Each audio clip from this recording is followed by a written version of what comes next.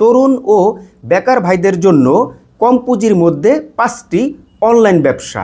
আমাদের প্রথম ব্যবসাটি রয়েছে, সেটি হচ্ছে আপনার মশলার ব্যবসা। আপনি অনলাইনে মশলার আইটেমটা বিক্রি করতে পারেন।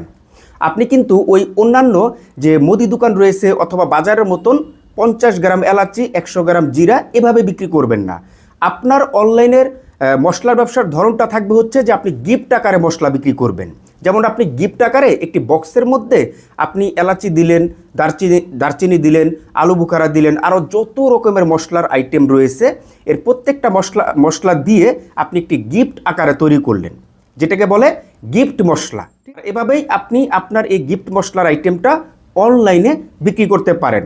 অনলাইনে এই গিফট মশলাটার ভালো একটি চাহিদা রয়েছে, কারণ যারা আপনার এই গিফট মশলাটা দেখবে তারা কিন্তু বাজার থেকে মশলা ক্রয় করে তারা নিজেরা খাওয়ার জন্য চিন্তা করবে যে না, একটি গিফট আইটেম মশলার মধ্যে আপনার প্যাকেটের মধ্যে সব ধরনের মশলা পাওয়া যাচ্ছে এবং তাদের পরিচিত জনদের গিফট করতে পারে।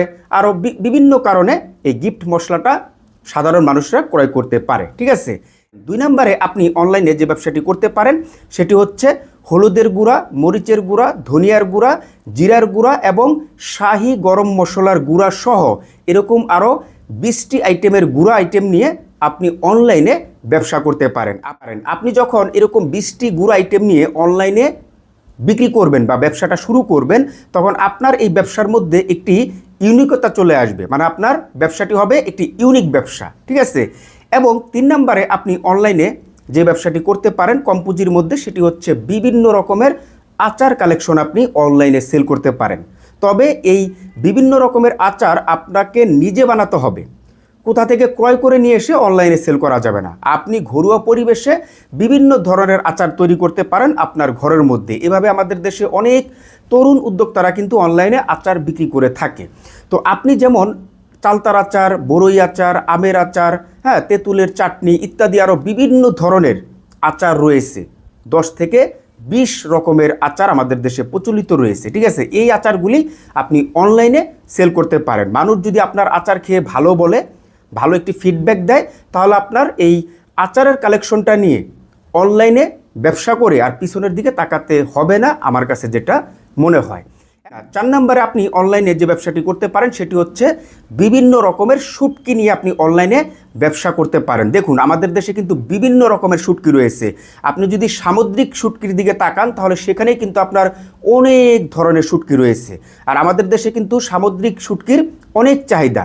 তো আপনি যদি সামুদ্রিক শুটকি থেকে শুরু করে, দেশি শুটকি থেকে শুরু করে, ইন্ডিয়ান শুটকি রয়েছে, বার্মিজ শুটকি রয়েছে, ইত্যাদি ইত্যাদি যত রকমের শুটকির কালেকশন রয়েছে, এর প্রত্যেকটা শুটকি আইটেম নিয়ে আপনি অনলাইনে সেল করতে পারেন। আমাদের দেশে আপনার 90% মহিলারা কিন্তু এই শুটকির আইটেমটা পছন্দ করে থাকে। এর পাশাপাশি পুরুষরা তো পছন্দ করেই, বাট মহিলারা কিন্তু এগিয়ে।